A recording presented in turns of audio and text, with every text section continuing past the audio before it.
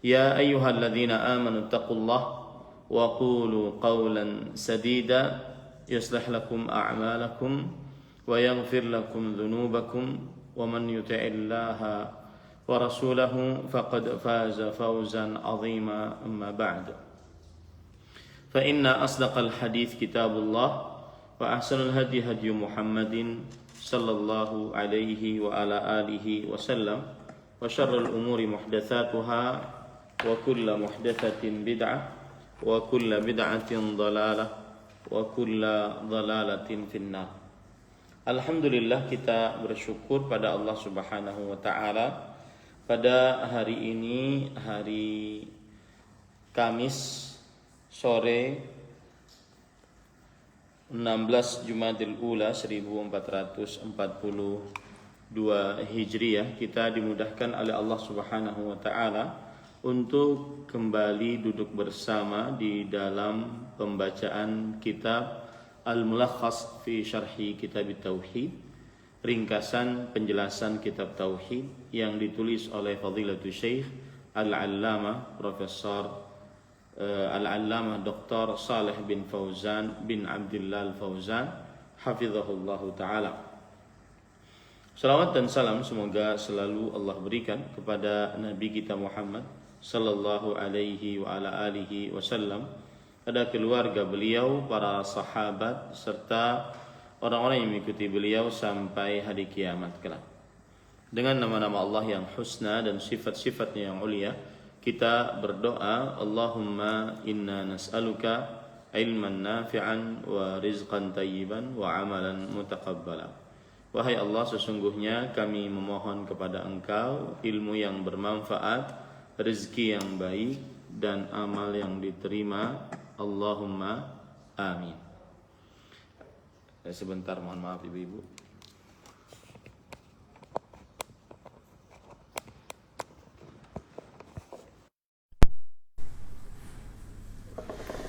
Ahibati hafizakumullah, kaum muslimin yang saya cintai karena Allah, semoga Allah Subhanahu wa taala selalu menjaga kita. Mohon maaf ini agak terlambat karena di Banjarmasin asarnya sudah agak sore ya. Jadi setelah selesai sholat asar itu sudah jam 4.30 waktu Indonesia Tengah di Banjarmasin. Jadi saya salam itu sudah 4.30. Jadi mohon maaf agak terlambat. Akhawatil muslimah, hafizakunallah, saudari-saudariku muslimah yang semoga selalu dijaga oleh Allah Subhanahu wa taala. Kita masih di dalam bab tafsirut tauhid wa syahadati alla ilaha illallah. Sebagaimana yang sudah kita pelajari bahwa bab tafsirut tauhid dan syahadat la ilaha illallah ini maknanya adalah menjelaskan tentang hakikat dari tauhid, dan bahwasanya hakikatnya adalah sama dengan hakikat la ilaha illallah. Itu maksud dari bab, menjelaskan tentang hakikat tauhid, dan bahwasanya hakikat tauhid sama dengan syahadat la ilaha illallah. Hakikat tauhid adalah beribadah kepada Allah semata dan meninggalkan peribadatan kepada selain Allah. Beribadah kepada Allah Subhanahu wa taala semata dan meninggalkan peribadatan kepada selain Allah Subhanahu wa taala. Saya mohon maaf ya ibu-ibu, saya mau meletakkan ini dulu karena ini kameramen sendirian. Ini untuk rekaman di Facebook.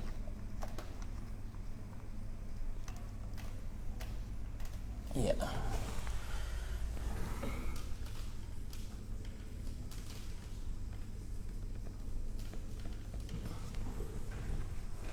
Baik.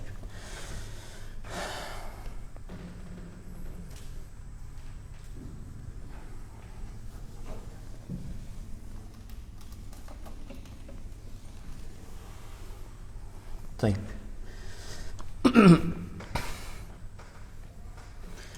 Ibu-ibu, saudari muslimah yang dimuliakan oleh Allah Subhanahu wa taala, dan pada pertemuan sebelumnya kita sudah membahas tentang surat dalil yang pertama, yaitu surat Al-Isra ayat 57.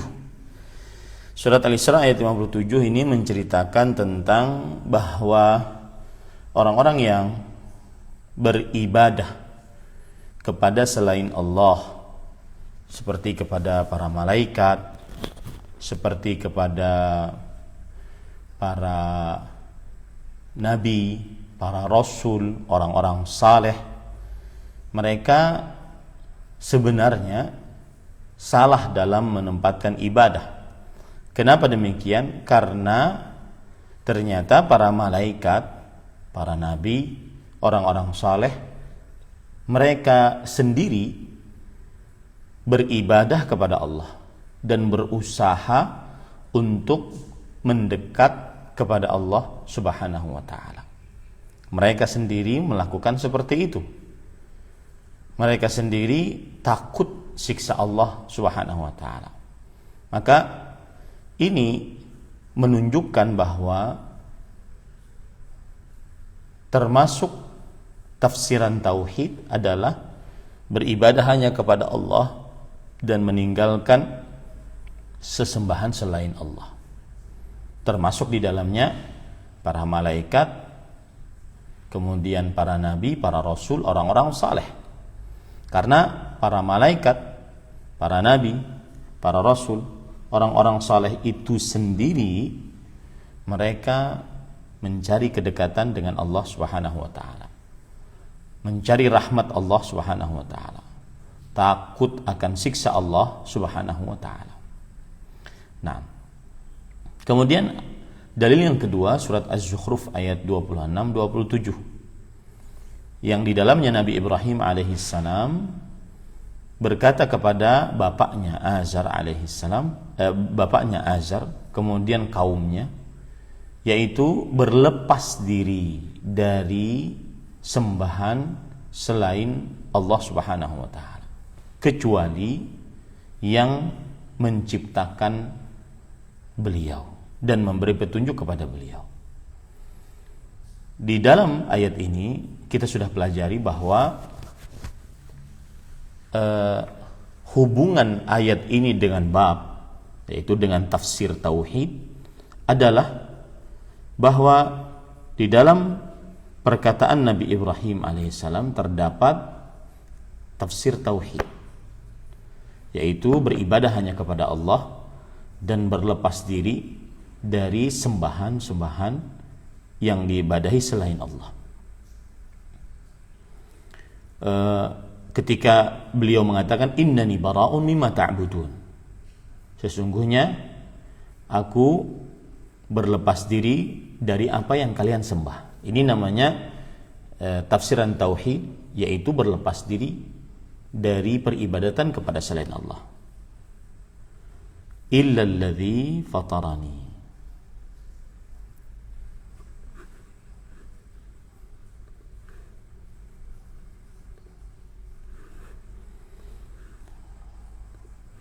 Baik.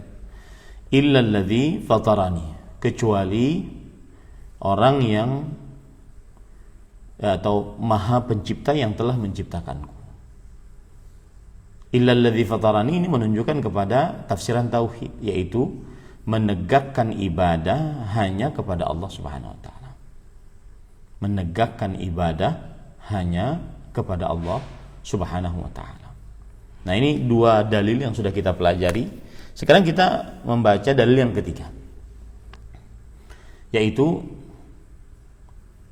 penulis Al-Syekh Al-Allamah Al-Imam Syekhul Islam Muhammad bin Abdul Wahhab rahimahullah ta'ala mengatakan, wa qawlihi ta'ala ittakhadhu ahbarahum wa ruhbanahum arbaban min dunillah wal masih ibn Maryam wa ma umiru illa liya'budu ilahan wahida la ilaha illa huwa subhanahu amma yusyrikun.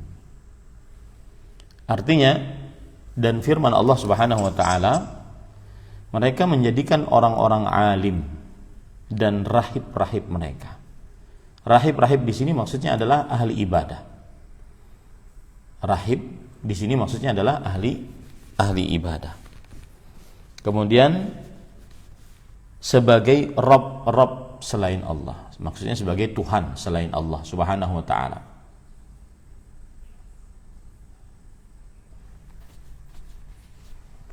Sebagai Tuhan selain Allah Subhanahu wa taala.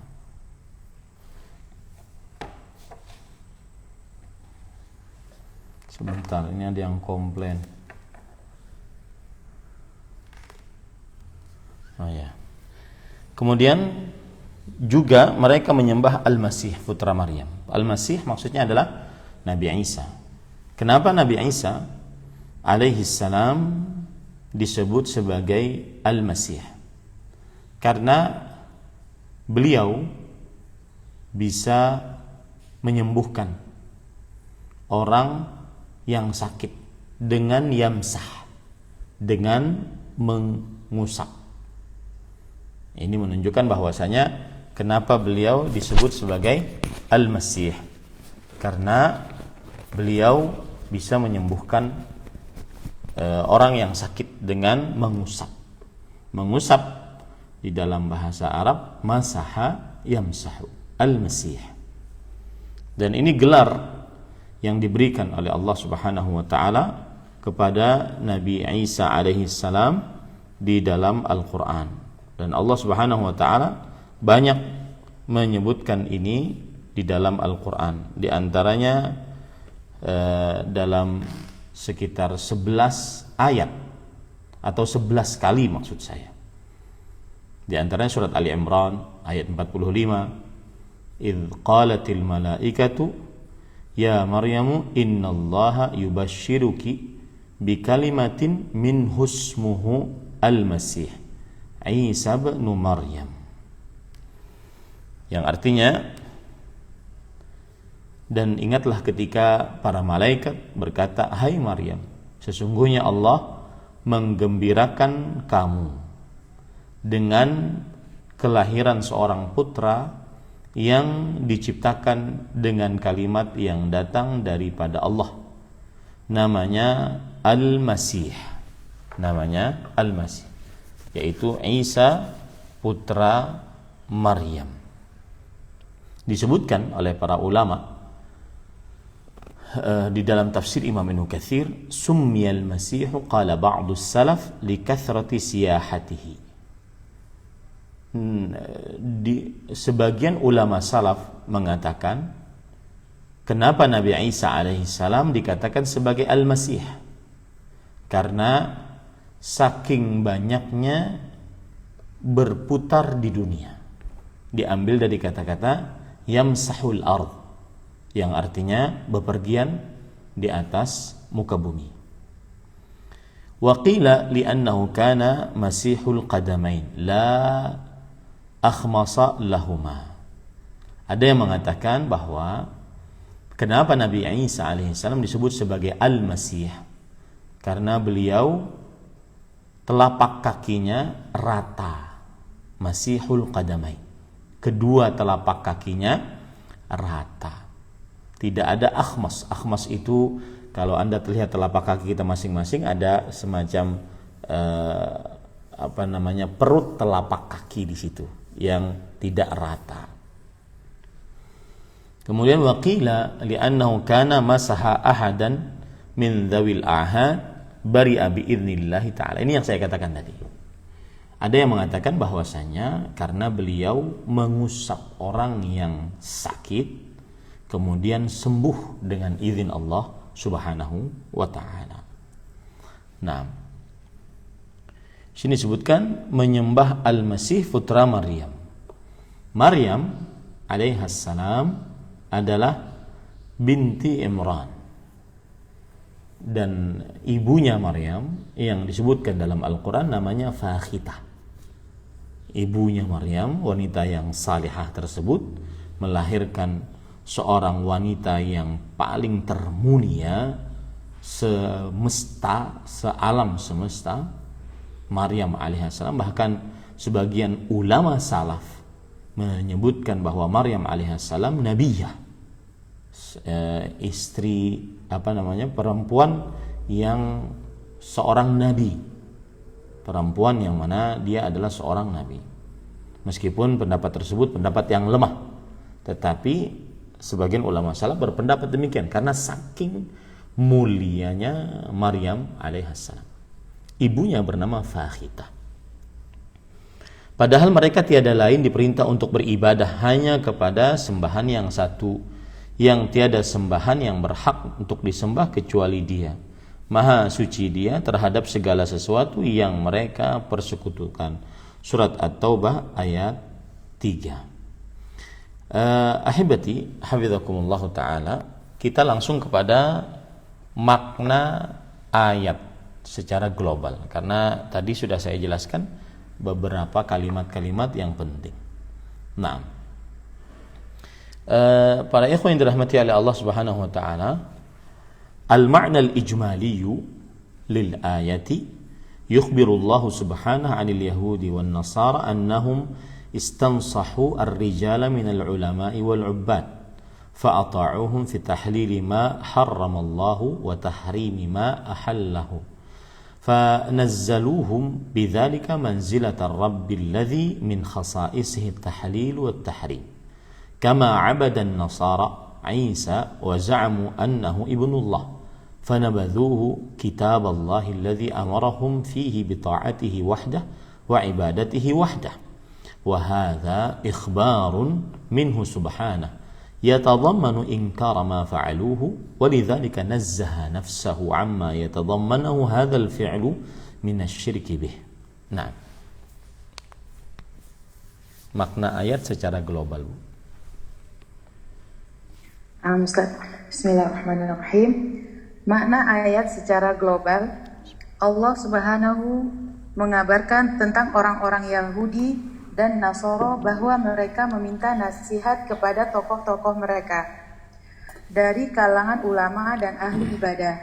Maka mereka pun menaati ulama dan ahli ibadah itu dalam penghalalan segala sesuatu yang telah Allah haramkan dan pengharaman segala sesuatu yang telah Dia halalkan.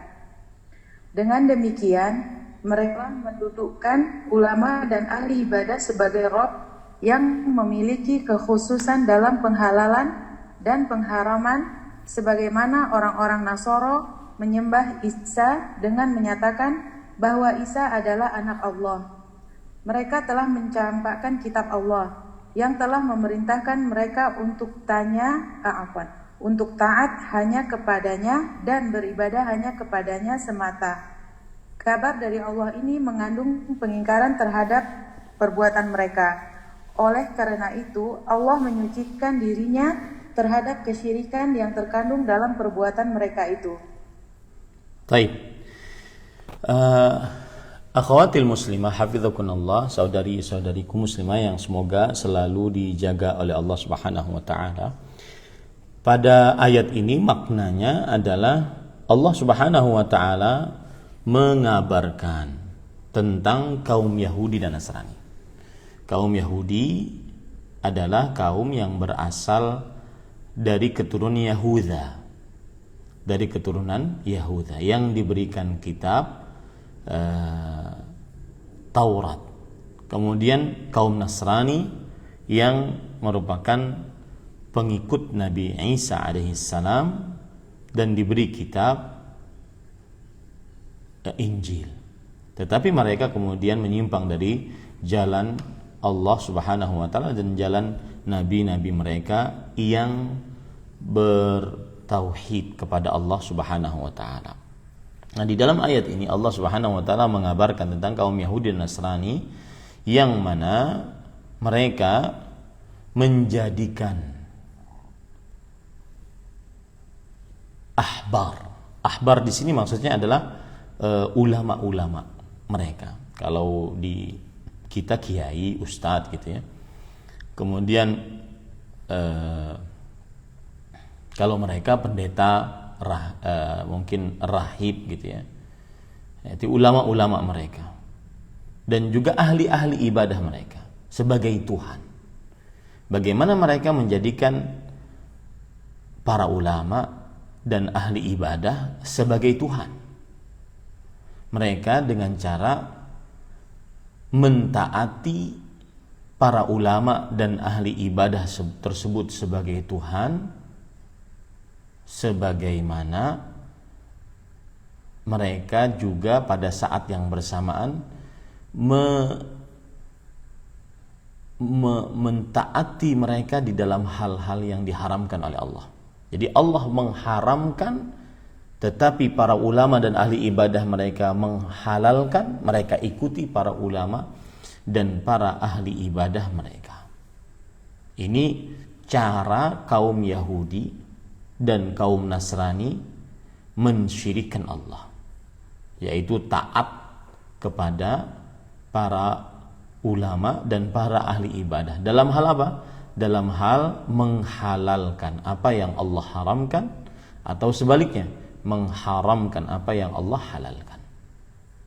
Ini cara mereka mensyirikkan Allah Subhanahu wa taala. Kemudian mereka juga mensyirikkan Allah dari sisi menjadikan Al-Masih Nabi Isa putra Maryam sebagai anak Tuhan. Mereka jadikan sekutu bagi Allah Subhanahu wa taala.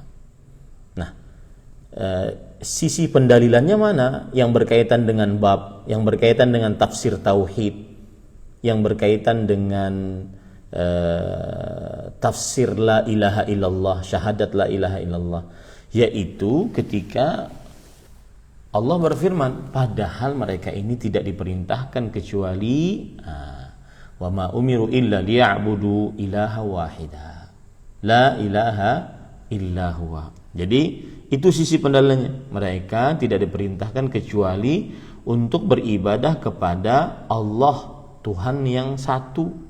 Tidak ada Tuhan yang berhak diibadahi kecuali Dia, Allah Subhanahu wa taala. Nah, ini menunjukkan bahwa tafsiran tauhid adalah beribadah hanya kepada Allah dan meninggalkan peribadatan kepada selain Allah. Dan termasuk peribadatan adalah mentaati dan mematuhi. Itu peribadatan. Tidak ada kepatuhan dan ketaatan mutlak kecuali hanya kepada Allah Subhanahu wa taala. Nah, di situ tafsiran tauhidnya, di situ sisi pendalilannya. Bahwasanya kaum Yahudi, kaum Nasrani, mereka tidak melakukan tauhid. Kenapa? Karena menjadikan para ulama mereka sebagai Tuhan, ahli ibadah mereka sebagai Tuhan, kemudian nabi mereka sebagai Tuhan. Bagaimana cara mereka menjadikannya sebagai Tuhan? Yaitu mereka mentaati apa yang Allah halalkan, mentaati ulama dan ahli ibadah mereka di dalam perkara penghalalan apa yang Allah haramkan, atau di dalam perkara pengharaman apa yang Allah halalkan. Disitulah mereka menjadikan para ulama, ahli ibadah sebagai Tuhan selain Allah Subhanahu wa taala. Ya, makanya Allah berfirman di sini, wa ma umiru, tidaklah mereka diperintahkan illa liya'budu ilaha wahida. Tidaklah mereka diperintahkan kecuali untuk beribadah kepada Allah, Tuhan yang satu. Di situ tauhid, di situ tafsiran tauhid. La ilaha illa huwa. Di sini penekanan lagi, tidak ada Tuhan yang berhak diibadahi selain Dia, yaitu Allah Subhanahu wa taala. Kemudian di akhir ayat Allah berkata, subhanahu amma yusyrikun. Maha suci Allah atas apa yang mereka syirikkan. Ini juga tafsiran tauhid, yaitu berlepas diri dari peribadatan kepada selain Allah Subhanahu wa taala. Berlepas diri dari peribadatan kepada selain Allah Subhanahu wa taala. Nah, itu memahami ayat seperti itu ya Bu ya. Kita harus paham makna ayat, kemudian kita harus paham sisi pendalilan dari ayat ini bagaimana. Nah, Kemudian penulis mengatakan hubungan antara ayat dengan bab. Beliau berkata, munasabatul ayati lil babi annaha dallat ala anna min ma'na at-tauhid wa shahadati an la ilaha illallah ifradallahi bit-ta'ah fi tahlili ma ahalla wa tahrimi ma harram. Wa anna man ittakhadha shakhsan min dunillahi yuhallilu ma ahal wa yuharrimu ma harram fahuwa musyrik. Naam. Silahkan Bu.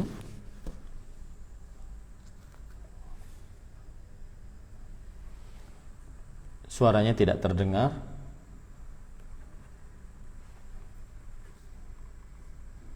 Silahkan. Bismillah, Mbak Aida, suaranya tidak terdengar. Afwan Ustaz.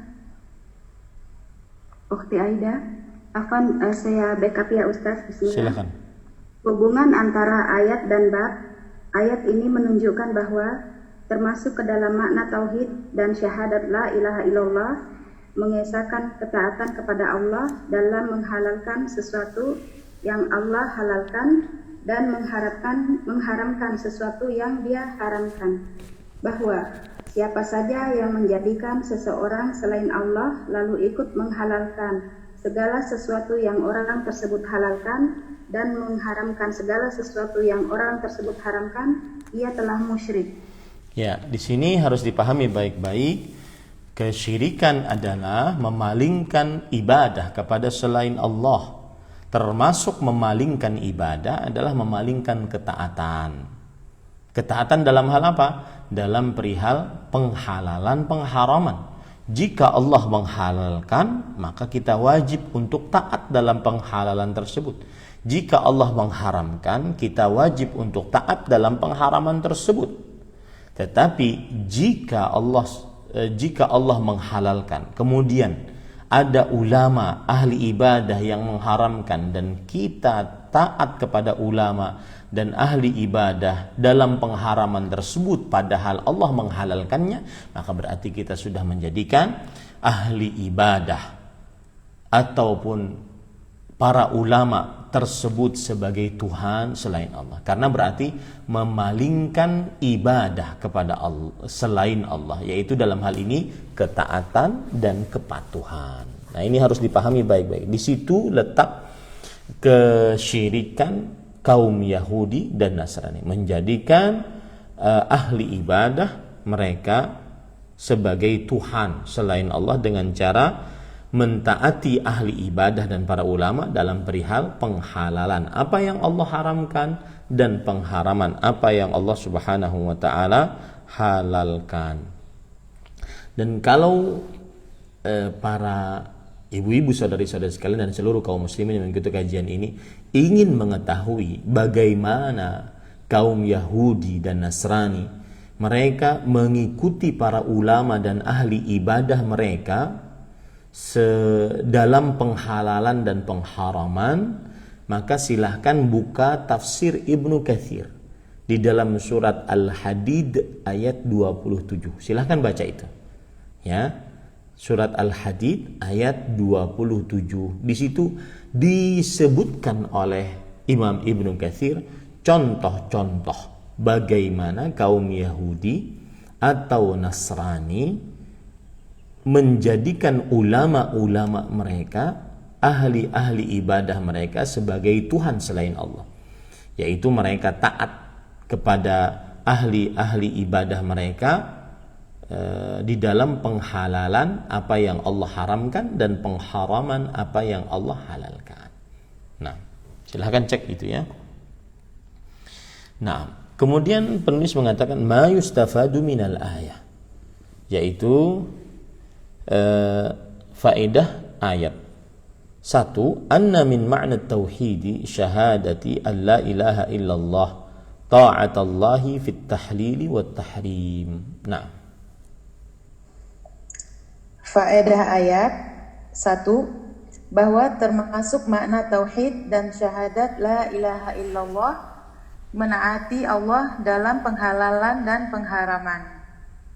iya, ini makna dan tafsiran dari syahadat la ilaha illallah.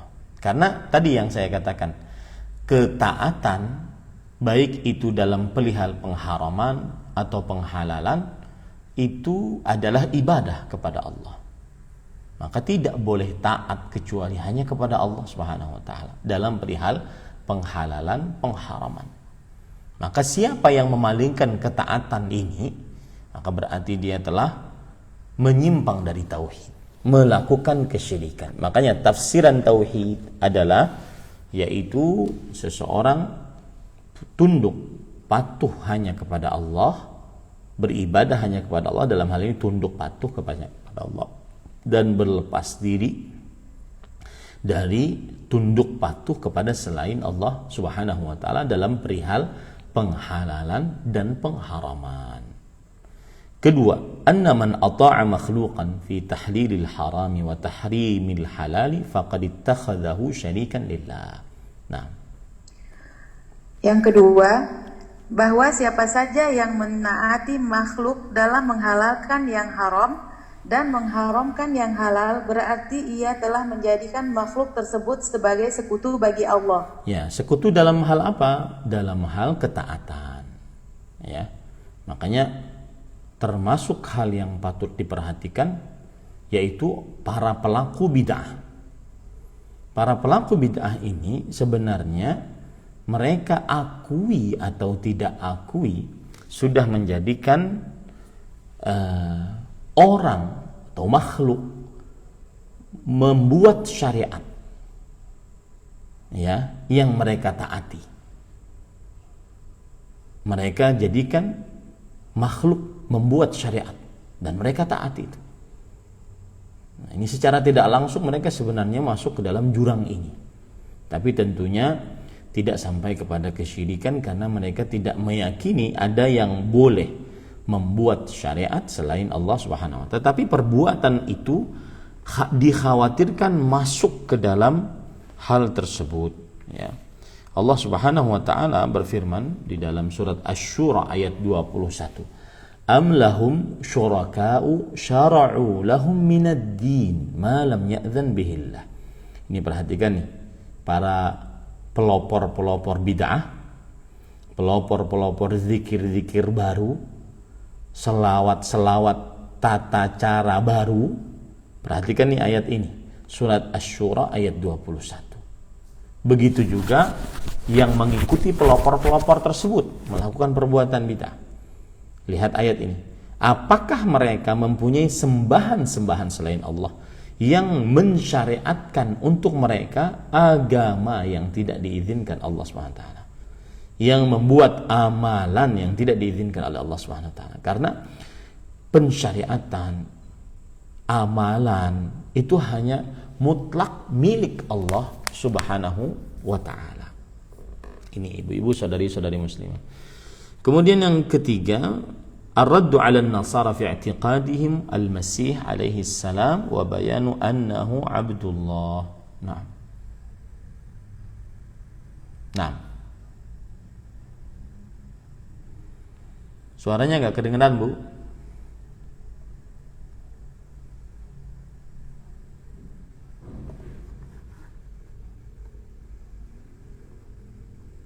Suaranya tidak kedengeran.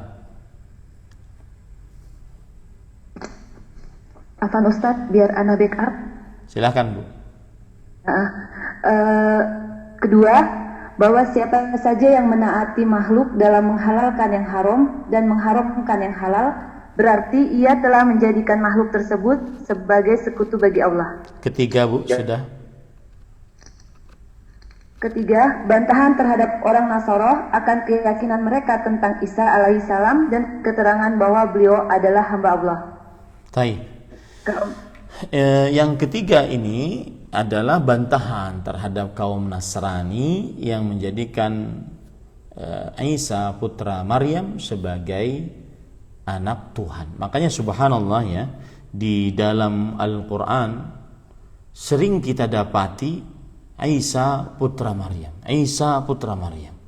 Ya, itu sebenarnya bagi siapa yang ingin berpikir baik-baik, maka dia sebenarnya harus paham bahwa Allah sedang menyindir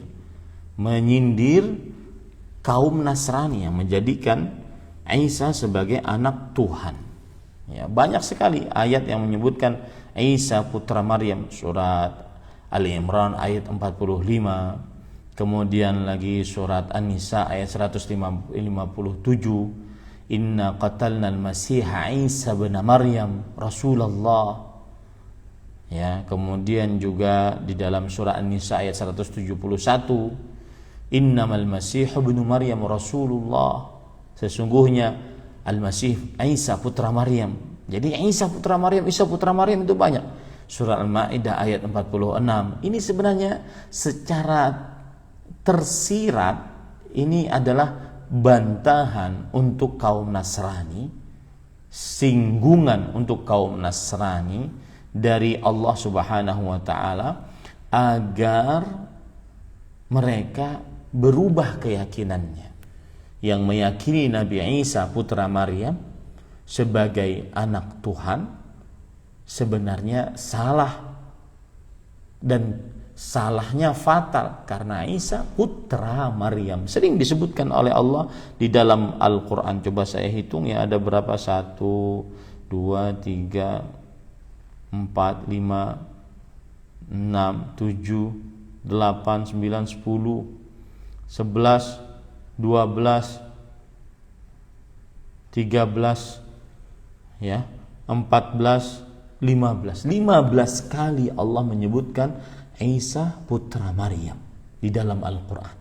Kenapa kaum Nasrani tidak faham bahwasanya Isa putra Maryam bukan anak Tuhan, bukan putra Tuhan? Nah, ini bantahan untuk kaum Nasrani. Kemudian, dan ini sedikit berkaitan dengan hari-hari yang sudah lewat, yaitu pada tanggal 25 Desember yang lalu, kita sebagai seorang muslim haram dan dosa besar dan dikhawatirkan mengakibatkan kepada kekufuran. Dosa besar, ya, dikhawatirkan mengakibatkan kepada kekufuran ketika seseorang mengucapkan selamat pada hari raya kaum Nasrani. Ketika seorang muslim mengucapkan selamat pada hari raya kaum Nasrani, karena dikatakan selamat pada hari raya kaum Nasrani itu berarti menyelamati lahirnya anak Tuhan, yang kaum Nasrani meyakini Isa anak Maryam, putra Maryam, sebagai Isa putra Tuhan. Nah, ini kekeliruan para ikhwah. Dan saya ingin mengingatkan juga bahwasanya termasuk hal yang sangat dibenci oleh Allah Subhanahu wa taala di dalam Al-Qur'an ketika orang-orang Nasrani menjadikan Isa putra Maryam sebagai anak Tuhan. Allah berfirman di dalam Al-Qur'an surat Maryam ayat 90, takadus samawat yatafattarna minhu wa tanshaqqul ardu wa takhirul jibalu hadda an da'u lirrahmani walada, yang artinya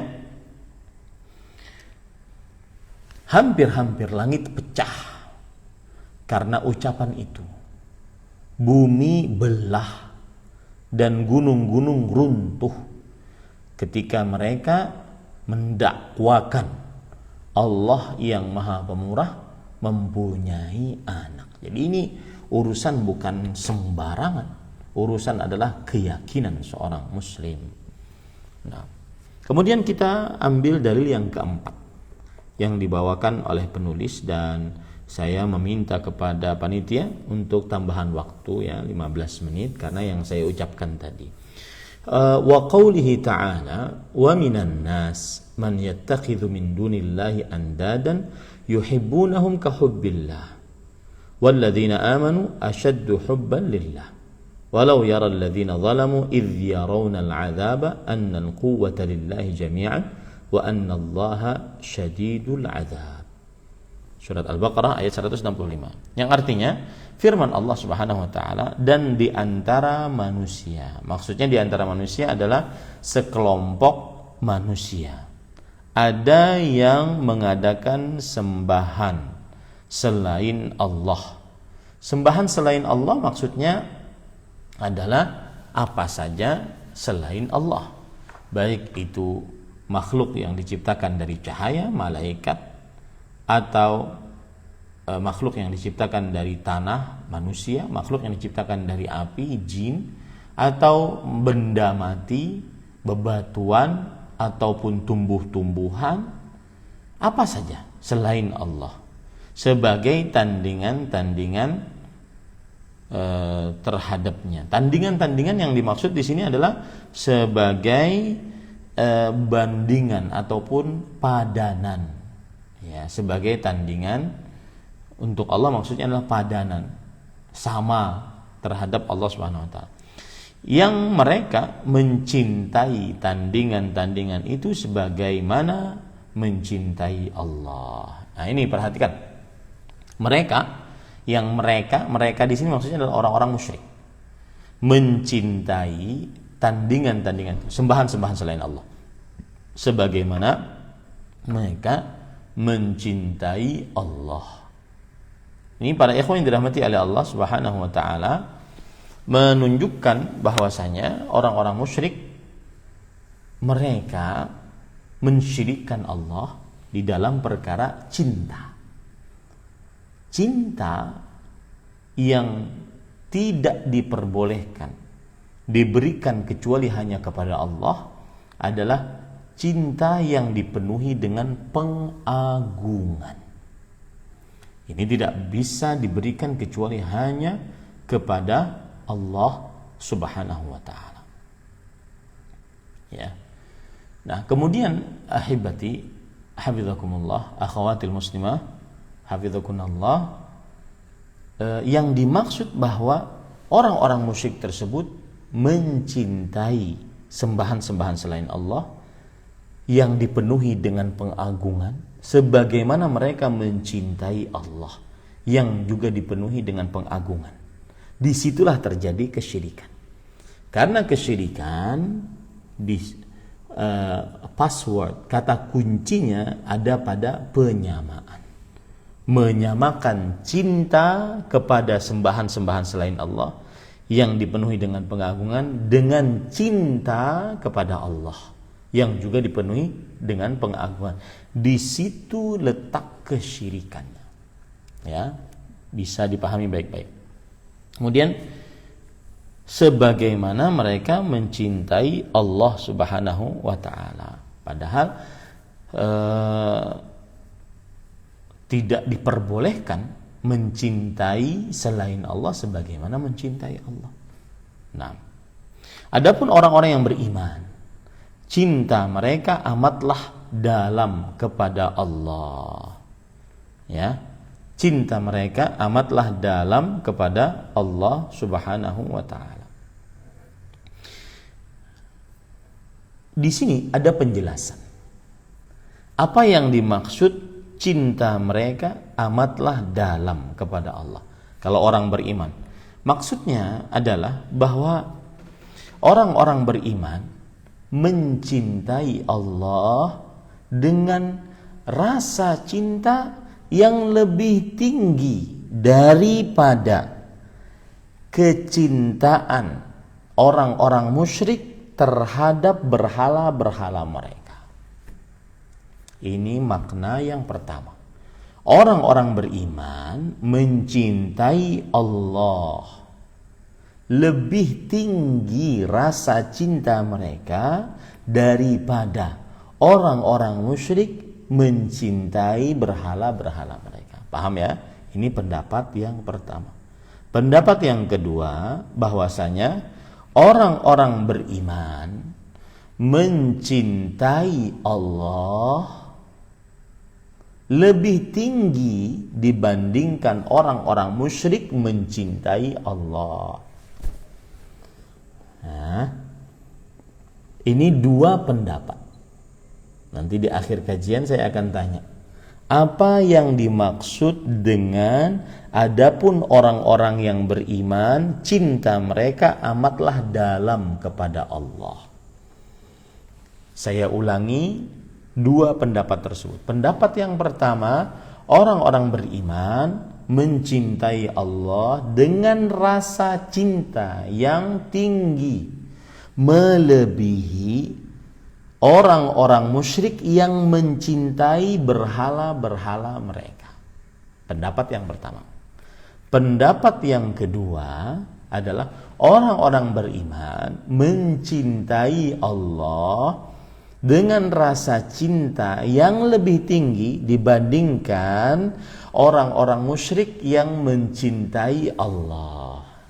Nah, itu dua pendapat ya, harus dipahami, digaris bawahi itu baik-baik. Kemudian ahibati hafizakumullah, seandainya orang-orang yang berbuat zalim, di sini orang-orang musyrik yang mencintai selain Allah sebagaimana mereka mencintai Allah, mereka telah berbuat zalim. Kenapa disebut zalim? Karena kesyirikan adalah kezaliman. Dalam surat Luqman ayat 13 Allah Subhanahu wa taala berfirman, "Innasyirka la zulmun azim." Sesungguhnya kesyirikan benar-benar kezaliman yang besar. Kenapa kesyirikan disebut kezaliman yang besar? Karena memalingkan ibadah kepada selain Allah. Nah, ini dia, memalingkan ibadah kepada selain Allah. Mencintai, yang aturan mencintai Allah semata, dia cintai juga selain Allah sebagaimana dia mencintai Allah. Nah, di situ letak kesyirikannya. Ya, letak kezalimannya maksud saya. Nah, seandainya orang-orang yang berbuat zalim itu mengetahui ketika mereka melihat siksa pada hari kiamat bahwa kekuatan itu hanyalah milik Allah seluruhnya dan bahwa siksa Allah amatlah dahsyat, niscaya mereka akan menyesal. Artinya nanti di akhirat baru orang-orang musyrik menyesali perbuatan mereka. Ternyata yang maha kuasa hanya Allah. Adapun yang mereka anggap kuasa selama ini, para malaikat, para rasul, para nabi, orang-orang saleh, wali-wali Allah, yang mereka anggap kuasa selama ini, jin ataupun berhala-berhala, benda-benda yang dianggap keramat, ternyata tidak ada apa-apanya dibandingkan kuasa Allah Subhanahu wa taala. Maka pada saat itu baru mereka menyesal, ya, di hari kiamat baru mereka menyesal. Nah, kita langsung kepada halaman 82, makna ayat secara global. Al-ma'na al-ijmali lil ayah, dzakara Allah Subhanahu wa ta'ala hal al-musyrikin bihi fid dunya wa ma'aluhum fil akhirah wa ma'alahum fil akhirah. Haitsu ja'alu lillahi amsalan wa nudhara'a sawuhum bihi al-mahabbah. ثم ذكر حال المؤمنين الموحدين أنهم يحبون الله حبا يفوق حب أصحاب الأنداد لأندادهم أو يفوق حب أصحاب الأنداد لله لأن حب المؤمنين لله خالص وحب أصحاب الأنداد لله مشرك. ثم توعد هؤلاء المشركين بأنهم لو علموا ما يعاينون يوم القيامة وما يحل بهم من الأمر الفظيع والعذاب الشديد على شركهم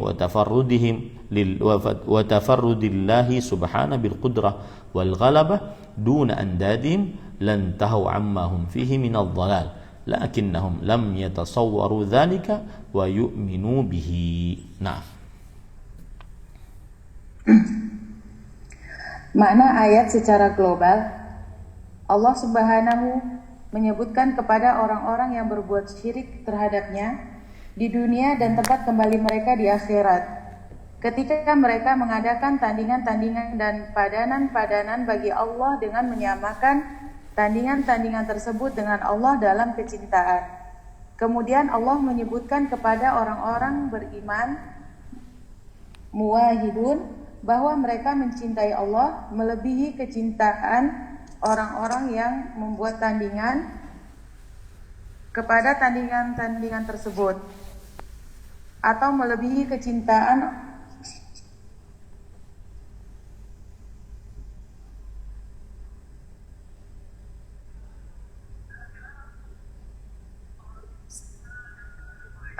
Ustaz, seperti ringan. Ana lanjut lagi Ustaz.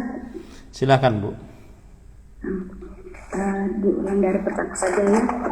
Makna ayat secara global, Allah Subhanahu wa Ta'ala menyebutkan keadaan orang yang berbuat syirik terhadapnya di dunia dan tempat kembali mereka di akhirat. Ketika mereka mengadakan tandingan dan padanan-padanan bagi Allah, dengan menyamakan tandingan tersebut dengan Allah dalam kecintaan. Kemudian Allah menyebutkan keadaan orang-orang yang beriman muwahhidun, bahwa mereka mencintai Allah melebihi kecintaan orang-orang yang membuat tandingan kepada tandingan-tandingan tersebut, atau melebihi kecintaan orang yang membuat tandingan kepada Allah, karena kecintaan orang yang beriman kepadanya adalah murni, sedangkan kecintaan orang-orang yang membuat tandingan adalah bercabang atau tercampur.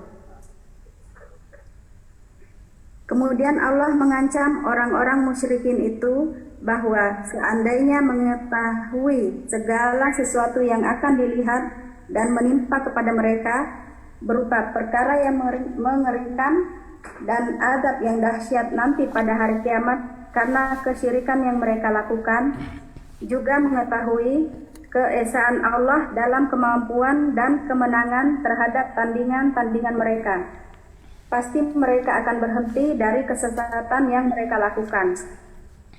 Akan tetapi hal itu tidak tergambar dalam diri mereka, juga mereka tidak mengetahui hal itu. Ya, yang jelas di sini akhirnya kita ketahui bahwa hakikat tauhid adalah beribadah hanya kepada Allah semata.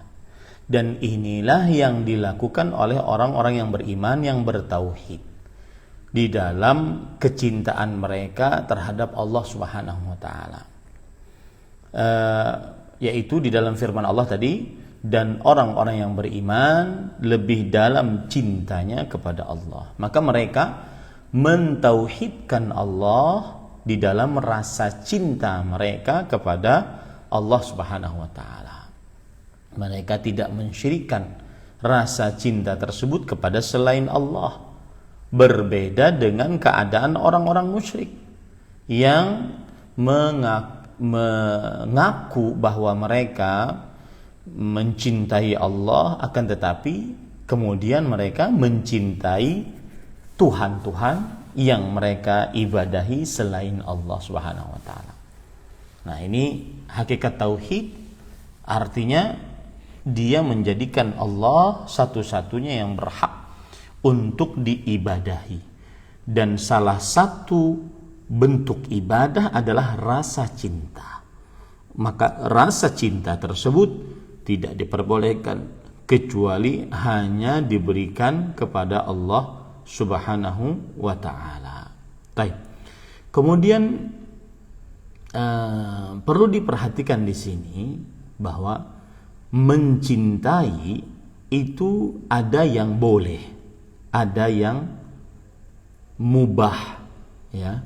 Seperti misalkan rasa cinta kasih sayang, ini boleh diberikan kepada makhluk.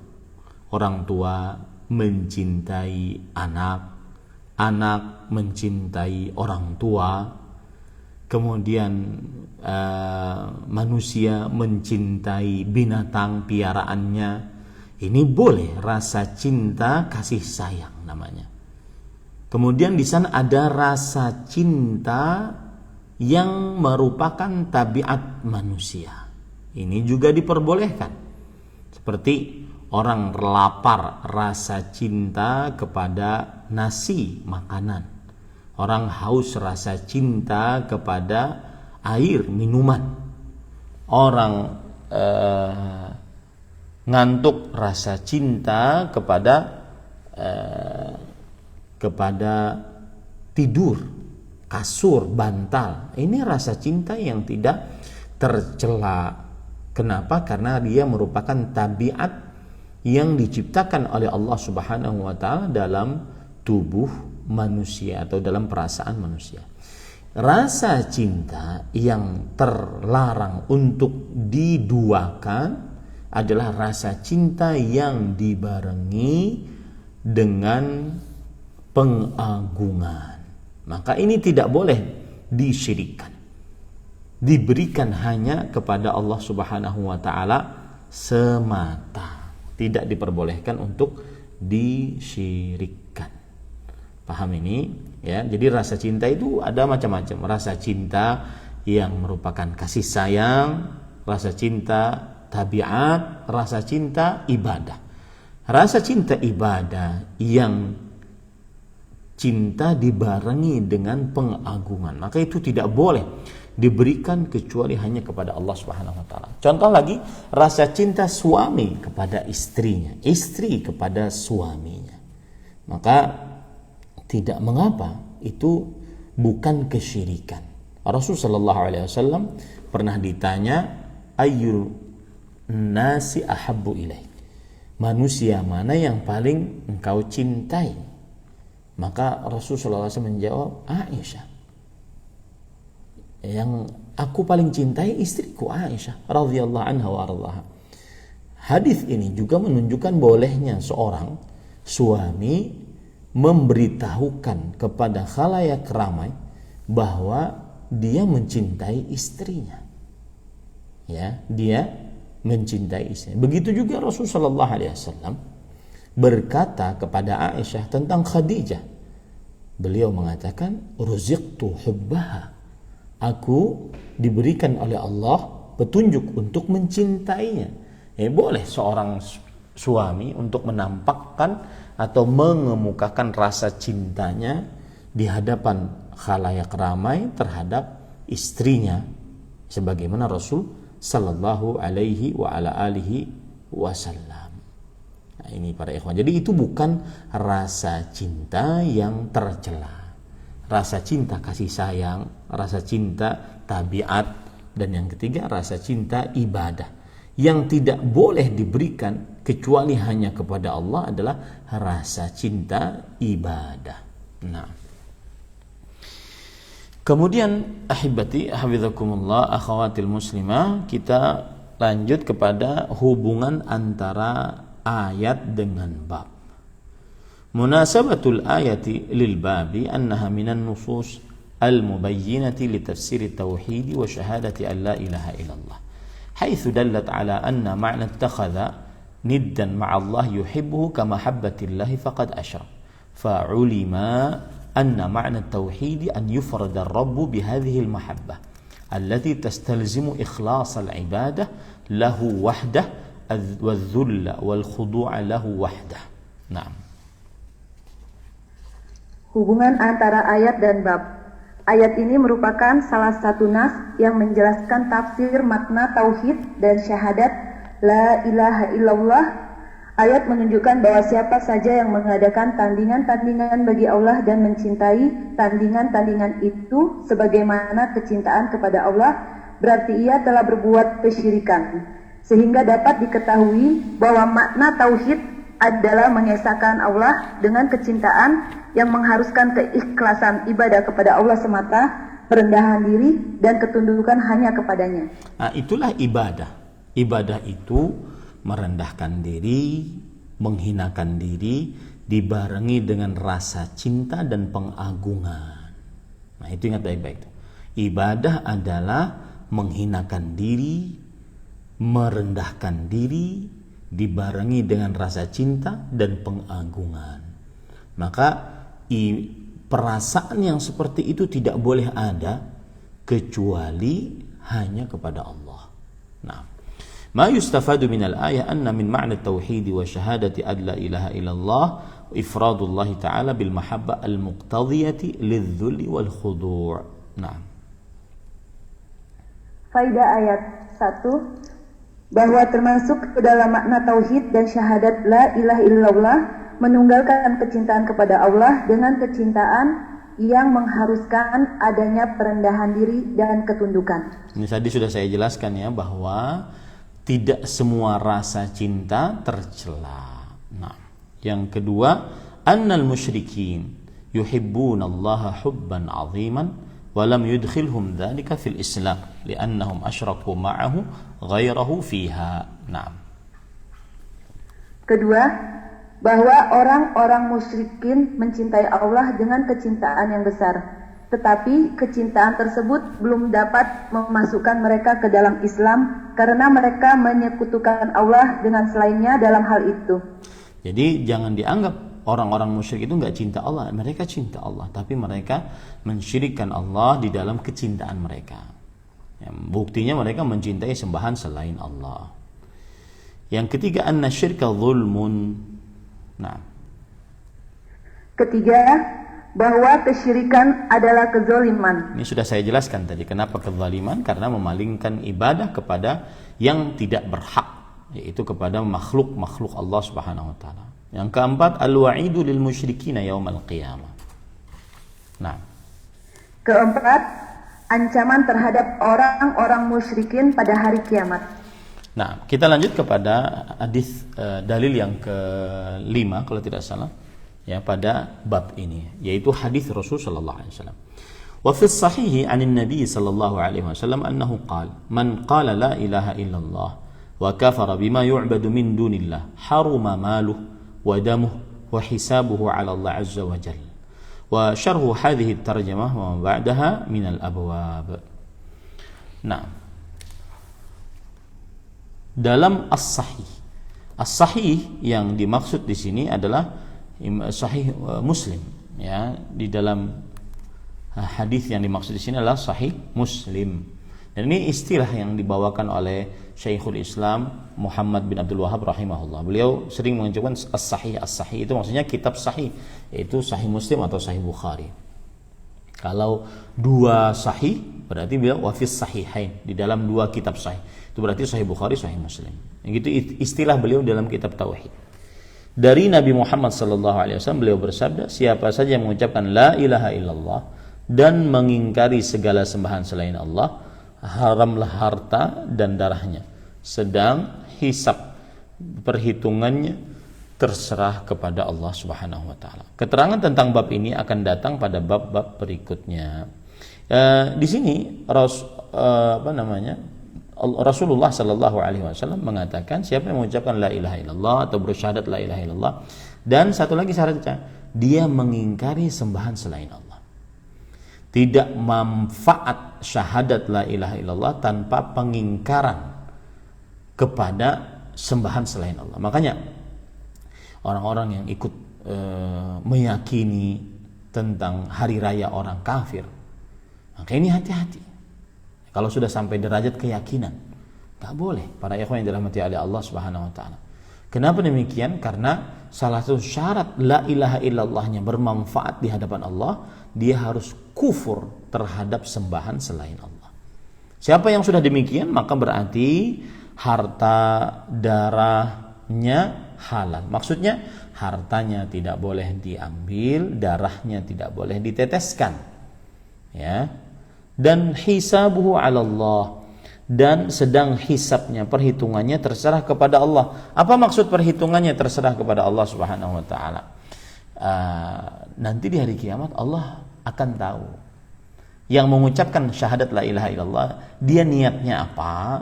Apakah untuk dunia? Apakah untuk memang dia beriman? Allah Maha tahu. Itu maksudnya wa hisabuhu 'ala Allah. Artinya ucapan syahadatnya itu akan diketahui oleh Allah, karena Allah Maha mengetahui apa yang ada di dalam hati-hati setiap makhluk.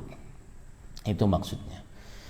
Nah, kemudian para ikhwan yang dirahmati oleh Allah Subhanahu wa taala, kita langsung kepada makna hadis secara global. Al-ma'na al-ijmali lil hadis yubayyinu sallallahu alaihi wasallam fi hadzal hadits annahu la yahrum qatlul insani wa akhdhu mali illa bimajmu'aini amrayn.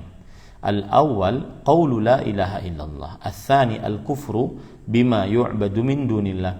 Fa idza wujida hadhani al-amran wajaba al-kaffu anhu zahiran aw wa tafwidhu batinihi ila Allah.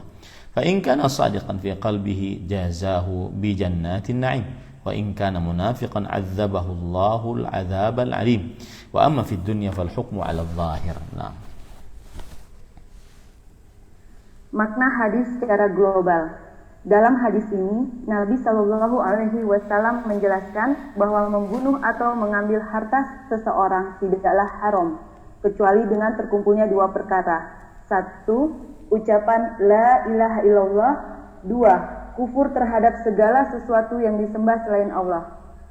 Apabila dua perkara ini terdapat pada diri seseorang, kita wajib menahan diri terhadap orang tersebut secara zahir dan menyerahkan urusan batinnya kepada Allah.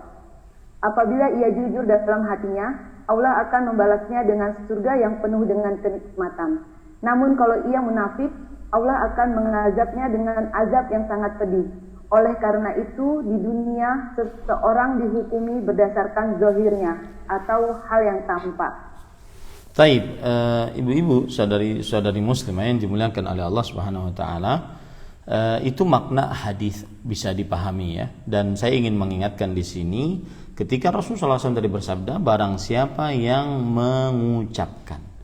mengucapkan di sini harus dibarengi dengan meyakini maknanya dan mengamalkan konsekuensinya. Baru setelah itu syahadatnya bermanfaat. Yaitu mengucapkan la ilaha illallah harus dibarengi dengan meyakini maknanya dan mengerjakan konsekuensinya, yaitu berupa menetapkan ibadah hanya untuk Allah, menjauhi peribadatan kepada selain Allah. Dan itulah tafsir tauhid. Ya, itulah tafsir tauhid. Nah, kemudian penulis mengatakan hubungan antara hadis dengan bab. Annahu min a'zami ma yubayyinu ma'na la ilaha illallah wa annahu al-kufru bi kulli ma yu'badu min dunillah. Nah. Hubungan antara hadis dan bab. Hadis ini merupakan dalil terbesar yang menjelaskan makna la ilaha illallah, yaitu mengingkari semua yang disembah selain Allah. Ya. Salah satu tafsiran tauhid adalah al-kufru bima yu'badu min dunillah. Mengingkari sembahan selain Allah, apapun itu, para malaikat, para rasul, para nabi, para jin, kalau dijadikan sembahan selain Allah harus diingkari. Ya, para malaikat sebesar apapun, sekuat apapun, seperkasa apapun harus diingkari kalau dijadikan sembahan selain Allah. Ya, benda sesakti apapun dianggap benda tersebut sakti. Maka orang yang bertauhid harus mengingkari sembahan selain Allah. Tidak boleh beribadah kepada Allah Subhanahu wa taala. Itulah tafsiran yang paling utama dari tauhid. La ilaha illallah, seseorang tidak akan bermanfaat apabila dia tidak kufur terhadap sembahan selain Allah. Makanya hati-hati pendapat orang-orang yang menyamakan semua agama sama, ya. Semua agama sama, mereka memakai konsep piramida bahwa Islam yang mungkin yang paling dekat menuju Allah, tetapi agama-agama lain juga menuju titik Allah Subhanahu wa taala. Ya. Menuju titik yang sama, ini tidak benar. Kenapa? Karena hanya Islam yang mentauhidkan Allah, dan konsekuensi tauhid dia harus kufur terhadap sembahan-sembahan selain Allah. Dia harus kufur terhadap yang diibadahi selain Allah Subhanahu wa taala. Itu baru utama tauhidnya, baru benar tauhidnya. Adapun bertauhid tetapi ragu-ragu, jangan-jangan kaum Nasrani benar di dalam ibadahnya, ini tidak bertauhid, tidak manfaat la ilaha illallahnya. Kemudian ma yustafadu minal hadis, faedah hadis. Satu, anna ma'na la ilaha illallah huwal kufru bima yu'badu min dunillah minal asnam wal qubur wa ghairiha. Naam. Faedah hadis. 1. Bahwa makna la ilaha illallah adalah kufur terhadap segala sesuatu yang disembah selain Allah, seperti patung-patung, kuburan, dan selainnya. Nah, ini sudah dipahami ya. Yang kedua, anna mujarrad at-talaffuz bi la ilaha illallah ma'adamil kufri bima yu'badu min dunillah la yuharrimu ad-dama wal mala walau 'arafa ma'naha wa 'amila bihi ma lam yudhif ila dhalika al-kufra bima yu'badu min dunillah. Nah. Kedua, bahwa sekedar mengucapkan la ilaha illallah tanpa mengufuri sembahan selain Allah tidaklah mengharamkan darah dan harta seseorang. meskipun ia mengetahui makna dan mengamalkan kalimat tersebut. Selama ia tidak menggabungkan sikap kufur terhadap segala sesuatu yang disembah selain Allah dengan pengucapan kalimat itu.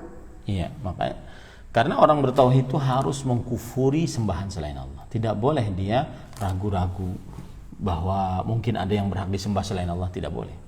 Ya. 3. Anna man ata bit-tauhid wal tazama syara'i'ahu zahiran wajib al-kaffu anhu hatta yatabayyana minhu ma yukhalifu dzalik. Nah. Ketiga, siapa saja yang menyatakan ketauhidan kepada Allah dan komitmen kepada syariat-syariatnya secara zahir, kita wajib menahan diri darinya sampai perkara-perkara yang menyelisihi hal tersebut tampak jelas darinya. Maksudnya adalah kalau orang sudah mengucapkan asyhadu an la ilaha illallah, asyhadu anna muhammadar rasulullah, sudah. Kita menghukumi manusia secara zahir.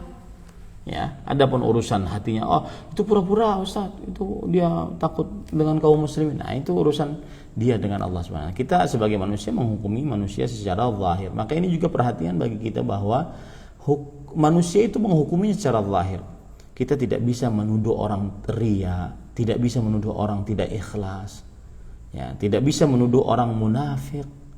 Nggak bisa. Kenapa? Karena kita hanya bisa menjelaskan perbuatan bahwa kemunafikan itu ini, ria itu ini, kemudian ujub itu ini, karena itu urusan hati. Kita manusia menghukumi manusia hanya secara lahiriah saja. Wallahu a'lam. Yang keempat, wujubul kaf anil kafir idza dakhala fi Islam walau fi hal qital hatta yatabayyana minhu ma yukhalifu dzalik. Naam. Keempat, kewajiban untuk menahan diri dari seorang kafir jika dia memeluk Islam meskipun dalam keadaan perang sampai perkara-perkara yang menyelisihi hal tersebut tampak jelas darinya. Kalau ada orang kafir kita perangi, ternyata pas mau dibunuh asyhadu an la ilaha illallah, sudah nggak boleh dibunuh. Kalau ada yang mengatakan dia kan hanya takut kepada pedang kita agar tidak dibunuh, maka itu urusan Allah SWT. Rasul SAW pernah memarahi seorang sahabat yang membunuh orang yang sudah mengucapkan la ilaha illallah. Aqataltahu ba'da an qala la ilaha illallah. Kata Rasulullah SAW seperti itu. Apakah engkau membunuhnya setelah dia mengucapkan la ilaha illallah? Nah, ini nggak boleh ini. Ya, harus dia benar-benar hanya menghukumi manusia secara zahir. Kalau sudah mengucapkan la ilaha illallah, apakah dia karena takut, apakah dia karena ingin berlindung, maka itu urusan dia dengan Allah Subhanahu wa taala. Yang kelima, annal insan qad yaqulu la ilaha illallah wa la yakfuru bima yu'badu min dunih. Kelima, seseorang kadang mengucapkan la ilaha illallah tetapi tidak mengufuri segala sesuatu yang disembah selain Allah. Ya, ada orang yang mengucapkan la ilaha illallah tapi masih percaya kepada dukun, tukang ramal, jin, tapi masih percaya kepada jimat, tapi masih percaya kepada orang-orang yang sudah mati, yang dikubur, ya, bahwasanya mereka bisa mengatur, mencipta, berkuasa. Nah, ini namanya la ilaha illallahnya tidak bermanfaat. Jadi kalau ada orang mengatakan, masa orang mengucapkan la ilaha illallah, ya, dia kufur ketika dia atau dia dinyatakan sebagai seorang musyrik ketika dia bertabaruk dengan kuburan, padahal dia kan mengucapkan la ilaha illallah. Maka jawabannya iya, ucapannya la ilaha illallah tidak bermanfaat jika dia tidak mengerjakan konsekuensi dari la ilaha illallah. Nah, ini harus dipahami baik-baik. Yang keenam, annal hukma fid dunya 'ala adh-dhahir amma fil akhirah fa'ala an-niyyat wal maqasid. Naam. Keenam, bahwa hukum di dunia berdasarkan hal yang tampak zahir, sedangkan hukum di akhirat berdasarkan niat dan maksud. Iya, hakim menghukumi seperti itu di pengadilan, menghukumi sesuai dengan bukti yang ada. Ya, adapun di akhirat enggak, hanya Allah yang Maha mengetahui apa yang tersembunyi, apa yang tidak diketahui oleh manusia. Maka hati-hati. Makanya para ulama mengatakan silahkan bermaksiat, asalkan nanti di akhirat bisa mengelak dari pengadilan Allah Subhanahu wa taala, karena Allah akan memperlihatkan semuanya. Yang ketujuh, hurmatu malil muslim wa damihi illa bihaq. Nah. Ketujuh, keharuman harta dan darah seorang muslim kecuali dengan haknya. Kecuali dengan haknya maksudnya adalah boleh harta seorang muslim itu diambil apabila dia mengambil harta orang. Nah, itu kecuali dengan haknya. Boleh harta muslim itu diambil apabila dia tidak bayar hutang. Ini kecuali dengan haknya maksudnya. Boleh darah seorang muslim itu diteteskan, nyawanya dibunuh, boleh apabila dia membunuh orang. Nah, ini maksudnya kecuali dengan hak. Kemudian penulis mengatakan wa ma'na qaulil musannif wa syarhu hadhihi tarjamah ma ba'daha min al-abwab anna ma yati ba'da hadha al-bab min al-abwab fihi ma yubayyinu at-tauhid wa yadhihu ma'na la ilaha illallah wa bayanu asya'in katsiratin min asy-syirki al-asghar wal akbar wa ma yuwassilu ila dhalika min al-ghuluwi wal bid'ah mimma yajibu tarkuhu fi madmuni la ilaha illallah. Nah, makna perkataan penulis. Keterangan tentang bab ini terdapat pada bab-bab berikutnya adalah bahwa yang datang pada bab-bab setelah bab ini menerangkan tauhid dan menjelaskan makna la ilaha illallah serta menerangkan sekian banyak bentuk kesyirikan baik besar maupun kecil. Juga menjelaskan hal-hal yang bisa mengantar kepada kesyirikan berupa sikap hulu dan bid'ah yang wajib ditinggalkan sebagai kandungan kalimat la ilaha illallah. Baik. Jadi dari bab 6 sampai nanti belasan bab, penulis akan menyebutkan contoh-contoh yang berkaitan dengan perbuatan-perbuatan bertentangan dengan la ilaha illallah, bertentangan dengan tauhid. Ya, baik penulis akan menyebutkan syirik asghar atau syirik akbar. Jadi penulis akan menyebutkan contoh-contoh syirik asghar dulu, baru nanti syirik akbar. Nah, ini dari bab 6 sampai nanti bab sekitar bab 17, 20 ya. Penulis akan menyebutkan contoh-contoh dari kesyirikan. Makanya kitab tauhid ini benar-benar detil di dalam penjelasan tentang tauhid dan juga kebalikannya. Karena menyebutkan contoh-contohnya secara nyata, kemudian secara langsung prakteknya apa dan penjelasannya dengan gamblang. Nah, ini alhamdulillah selesai bab yang kelima, dan jika ada pertanyaan dipersilahkan. Wallahu a'lam. Nah. Baik, kita masuk sesi tanya jawab. Pertanyaan bisa diajukan secara langsung dengan raise hand terlebih dahulu untuk selanjutnya menunggu giliran, dan juga pertanyaan bisa dituliskan di room chat. Pertanyaan juga bisa dikirimkan lewat via WA, dan kami utamakan untuk pertanyaannya adalah berkesesuaian dengan materi. Baik, Tafadholi, silahkan raise hand. Ibu Kartini HS dari Surabaya, Tafadholi, Ibu Kartini.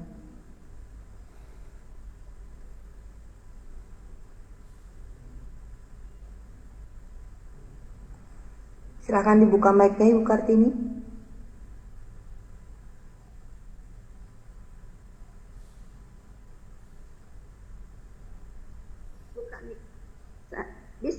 Bismillah, barakallahu fiik. Ya, silakan Bu. Dua pertanyaannya Ustaz. Setelah seseorang itu tobat nasuha dari kesyirikan, baik itu syirik akbar maupun asghar, apakah amalan-amalannya yang telah terhapus itu bisa kembali? Pertanyaan kedua, minggu lalu Ustaz membahas tentang surah Al-Fatihah itu bahwa tidak sampai kepada si mayit. Bagaimana dengan kalimat istighfar dengan infak yang diniatkan buat si mayit? Demikian Ustaz. Ya, Bu. Jazakallahu khair. Jazakallah khair Bu atas pertanyaan. Pertanyaan yang kedua jawabannya kan itu istighfar. Kan itu infak, bukan Al-Fatihah. Al-Fatihah enggak ada dalilnya, Bu. Nabi Muhammad SAW beliau wafat Khadijah, wafat 3 anak beliau yang bayi, yaitu Ibrahim, Al-Qasim, Abdullah, wafat Fatimah, wafat Zainab, Ruqayyah, Ummu Kalthum. Tidak ada beliau ila ruhi Khadijah al-Fatihah, thumma al-Fatihah, wa kadzalika al-Fatihah. Enggak ada, Bu. Ya, apa yang Ibu sebutkan itu kan istighfar. itu kan sedekah, bukan pembacaan Al-Quran ditransfer pahalanya kepada yang meninggal.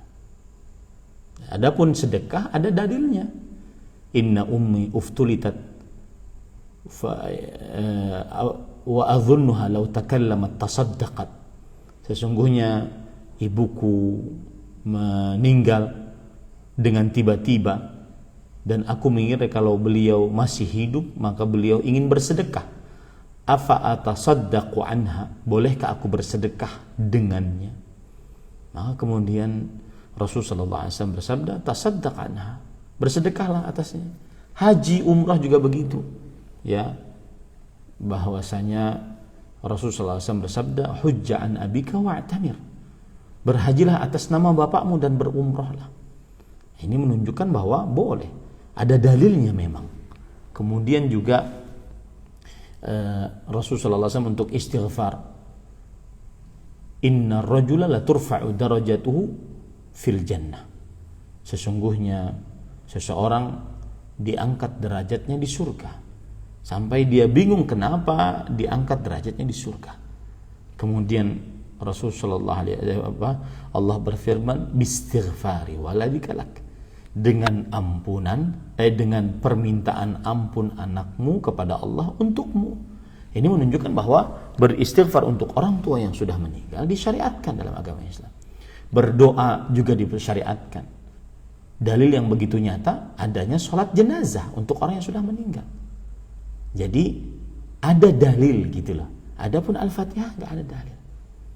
Ya, Al-Fatihah tidak ada dalilnya, makanya tidak sampai, sebagaimana yang juga dikuatkan pendapat ini oleh Imam Asy-Syafi'i rahimahullahu taala. Adapun pertanyaan yang pertama tadi tentang apa ya, saya lupa. Tentang itu Ustaz, yang sudah tobat nasuha dan kesedihan. Iya. Apakah yang sudah bertaubat nasuha itu kemudian kan orang melakukan kesyirikan terhapus pahalanya. Allah berfirman, la in asyrakta la yahbatanna amal. Jika engkau melakukan kesyirikan, maka amalmu terhapus. Jika syirik besar, seluruh amalnya terhapus.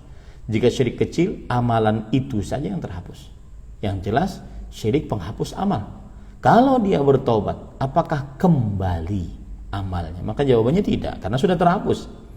Tetapi taubatnya terkadang mendatangkan pahala yang lebih besar dibandingkan amalan yang berpahala tersebut. Dalilnya surat Al-Furqan, Allah Subhanahu wa taala berfirman, illa man taba wa amana wa amila amalan salihan fa ulaika yubaddilullah sayyi'atihim hasanat wa kana Allahu ghafurur rahim. Kecuali orang bertobat, beriman dan beramal saleh, maka merekalah orang-orang yang orang-orang yang digantikan oleh Allah Subhanahu wa taala amalan mereka, dosa mereka dengan pahala. Jadi taubatnya mendatangkan pahala yang mendatangkan pahala lebih besar daripada apa yang dia hilang dari dosanya tersebut, dari pahalanya tersebut karena melakukan kesyirikan. Dan disitulah keistimewaan taubat. Karena orang yang bertaubat, maka keutamaannya digantikan dengan pahala, kemudian dihapuskan dosa-dosanya. Itu Rasulullah SAW bersabda, at-taibu minadz-dzambi kama la dzambalah. Orang yang bertobat dari dosa seperti dia tidak memiliki dosa. Wallahu a'lam. Naam.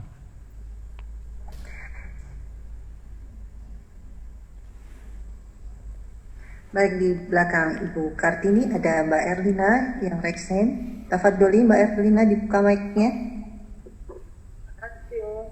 Assalamualaikum Ustaz. Waalaikumsalam warahmatullahi wabarakatuh.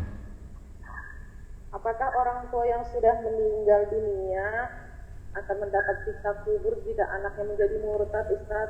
Assalamualaikum. Anak yang masih hidup menjadi murtad. Baik. Bismillah, walhamdulillah, wassalatu wassalamu ala rasulillah. Jazakillahu khairan kepada Ibu Erlina. Maka jawabannya Allah berfirman, la taziru waziratun wizra ukhra, yang artinya para pelaku dosa tidak akan menanggung, saya ulangi, la taziru waziratun wizra ukhra, tidaklah seorang membuat dosa melainkan bahayanya kembali kepada dirinya sendiri. Berdasarkan ayat ini, pelaku dosa lah yang menanggung dosanya. Atas apa orang tuanya kemudian menanggung dosa anaknya, kecuali orang tuanya tidak mengurus anaknya, tidak mendidik anaknya, tidak menjaga fitrah anaknya, bahkan menyebabkan anaknya menjadi murtad. Nah, baru pada saat itu al-mutasabbib kal mubashir, penyebab seperti pelaku langsung. Kalau orang tuanya penyebab, tapi kalau orang tuanya tidak penyebab, dia sudah melaksanakan tugas-tugasnya sebagai orang tua, kemudian anaknya tetap saja karena CENTA akhirnya dia lebih memilih lakinya yang beragama lain dibandingkan agamanya, maka orang tuanya tidak ada urusan setelah orang tuanya memberikan wejangan, nasihat semampu mungkin, karena al-hidayah biyadillah, petunjuk di tangan Allah Subhanahu wa taala. Dan juga Allah Subhanahu wa taala berfirman, wa anna laisa lil insani illa ma sa'a, dan bahwasanya manusia tiada memperoleh selain apa yang telah diusahakannya. Surat An-Najm ayat 39. Anak yang berbuat, anak yang menanggung. Orang tua tidak ada kaitan dengan itu kecuali sebagai penyebab. Kalau sebagai penyebab, maka baru orang tua bertanggung jawab. Allahu a'lam. Nah, Baik, di belakang Mbak Erlina ada Mbak Frenda Umu Kaila. Tafadholi, silahkan buka mic-nya Mbak Frenda. Bismillahirrahmanirrahim. Assalamualaikum warahmatullahi wabarakatuh, Ustadz. Waalaikumsalam warahmatullahi wabarakatuh.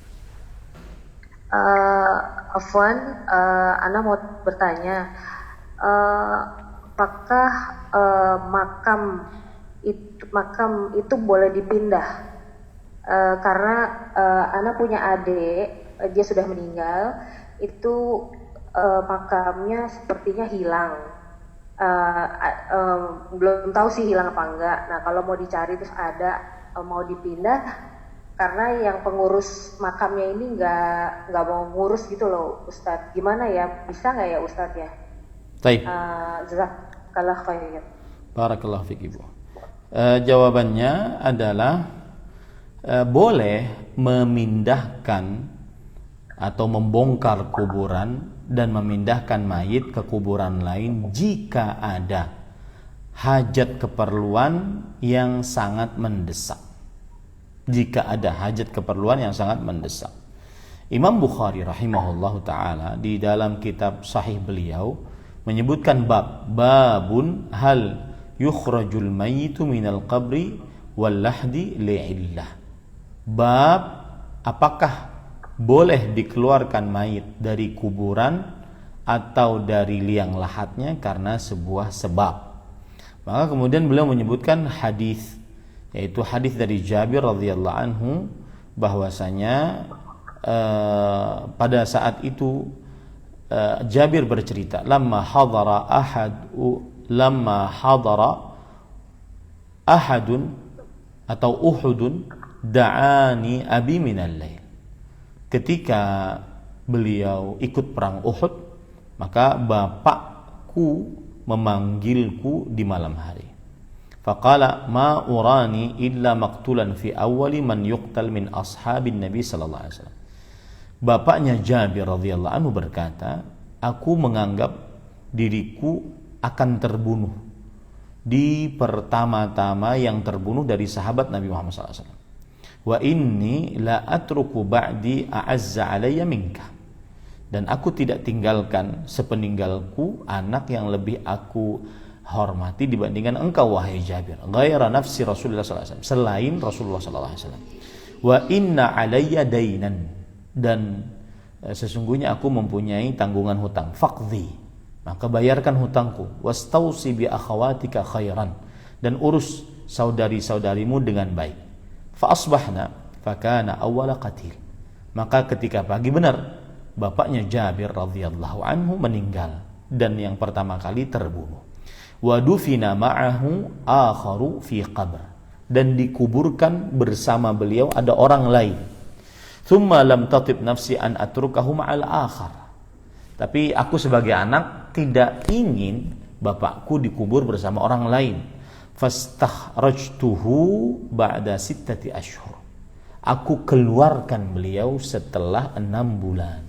Fa idza huwa kayaumi wada'athu Hunayyah ghaira udhunihi, ternyata beliau keadaannya seperti pertama kali dikuburkan, yaitu masih segar, selain telinganya sudah mungkin berbeda. Rawahul Bukhari.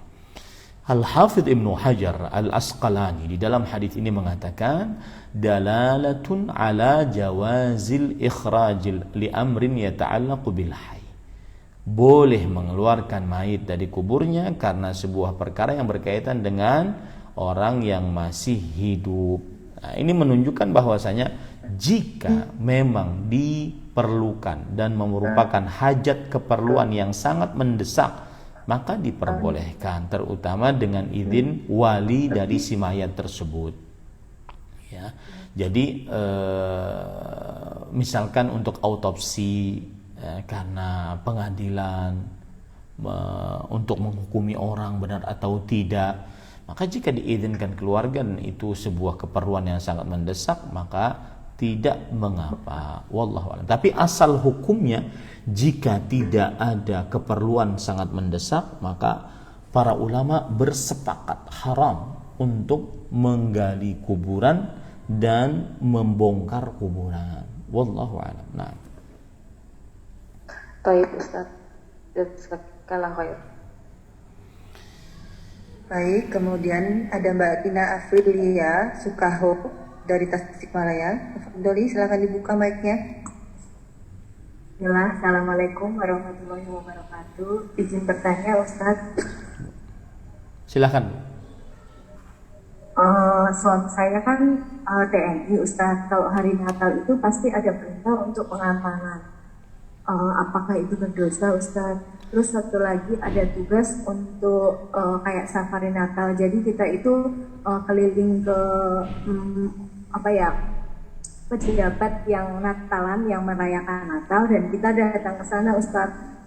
Dan itu undangan Ustadz, tapi sifatnya kan kami anggota, kami itu harus wajib taat sama perintah atasan gitu Ustadz. Apakah dosa Ustadz? Terima kasih. Assalamualaikum. Bismillah, alhamdulillah, wassalatu wassalamu ala rasulullah. Untuk menjaga tempat ibadah lain, menjaga keamanan, bukan menjaga orang yang beribadah kepada selain Allah, maka jika memang dia petugas keamanan seperti para TNI, para bapak-bapak di kepolisian, dan dia beragama Islam, maka ini tidak mengapa. Meskipun semestinya dari aparat keamanan baik TNI ataupun kepolisian mendahulukan, memprioritaskan yang beragama sama selain agama Islam untuk menjaga tempat-tempat ibadah selain agama Islam, sehingga hati kaum muslimin dari para TNI dan kaum muslim dan polisi tersebut pun juga tenang, nyaman. Tetapi jika memang dapat giliran, dapat perintah dari atasan, maka jagalah keamanan, karena memang mereka petugas keamanan. Adapun selain petugas keamanan, maka perbuatan ini tidak diperlukan. Tidak diperlukan karena sudah ada petugas keamanan. Kemudian yang kedua, ada safari hari raya selain Islam. Maka jawabannya adalah asal hukumnya haram. Tidak diperbolehkan untuk mengikuti kegiatan-kegiatan hari raya orang selain Islam, karena Islam mempunyai hari raya tersendiri. Kemudian juga Islam tidak kaum musyrikin tidak beribadah menghadap kiblat kaum muslimin, maka seperti itu pula kita tidak mengikuti kegiatan-kegiatan hari raya orang kafir. Tetapi jika memang dia ini atas perintah, maka pada saat itu dia berniat untuk menghadiri perintah, bukan untuk menghadiri kegiatan-kegiatan atau merayakan kegiatan hari raya orang kafir. Maka dengan begitu mudah-mudahan Allah Subhanahu wa taala memaklumi perbuatannya. Tapi tetap saya katakan asal hukumnya haram. Tidak boleh ikut andil apapun di dalam kegiatan hari raya orang kafir. Dan ini harus diingatkan kepada seluruh kaum muslimin dan kepada seluruh komponen kaum muslimin. Ya, seluruh komponen kaum muslimin, baik itu yang berkuasa ataupun rakyat, maka harus diingatkan hukum ini karena ini hukum Islam. Wallahu a'lam. Cukup kiranya Ibu, karena di sini sudah mau maghrib. Mudah-mudahan bisa kita lanjutkan pada pertemuan yang akan datang. Dan siapa yang tadi bertanya mendapatkan hadiah dari panitia, itu yang panitia mungkin ingin berbagi kitab, maka siapa saja tadi yang raise hand dan bertanya dari beberapa orang, maka atau beberapa saudari-saudari muslimah, merekalah yang mendapatkan hadiahnya. Semoga yang disampaikan bermanfaat. Wa sallallahu nabiyana Muhammad walhamdulillahirabbil alamin. Wassalamualaikum warahmatullahi wabarakatuh. Waalaikumsalam warahmatullahi wabarakatuh. Berarti yang 3 tadi ya Ustadz yang menerima hadiah dari giveaway. Baik, selesai sudah kajian Kitab Tauhid. Kami ucapkan jazakallah khairan kepada Ustazuna Ahmad Zainuddin Al-Banzari, LC Hafizahullah, atas ilmu dan bimbingannya. Semoga Allah jadikan ilmu yang bermanfaat dan semoga Allah senantiasa menjaga Ustadz dan keluarga dan membalas Ustadz dengan surganya yang tertinggi. Allahumma amin. Dan kami ingatkan kembali pada umahat bahwa kajian ini adalah kajian rutin per pekan dan setiap hari Selasa, yaitu kitab Min Hidayah Surah Al-Fatihah di jam 9 dan kitab Syarah Kitab Tauhid di hari Kamis sore jam 15.30. Dan juga ada program seperti bahasa Arab, tajwid, tahfiz dan lain-lain di majelis kami. Dan bagi yang ingin bergabung bersama kami untuk update kegiatan kami, silahkan hubungi admin kami. Kami ucapkan jazakumullah atas partisipasi antum-antunah sekalian. Semoga Allah berkahi ilmu ini dan menjadikan cahaya dan tuntunan bagi kehidupan kami semua. Demikian berakhir sudah kajian hari ini. Sekian kami undur diri. Jazakumullahu khairan wa barakallahu fikum jami'an.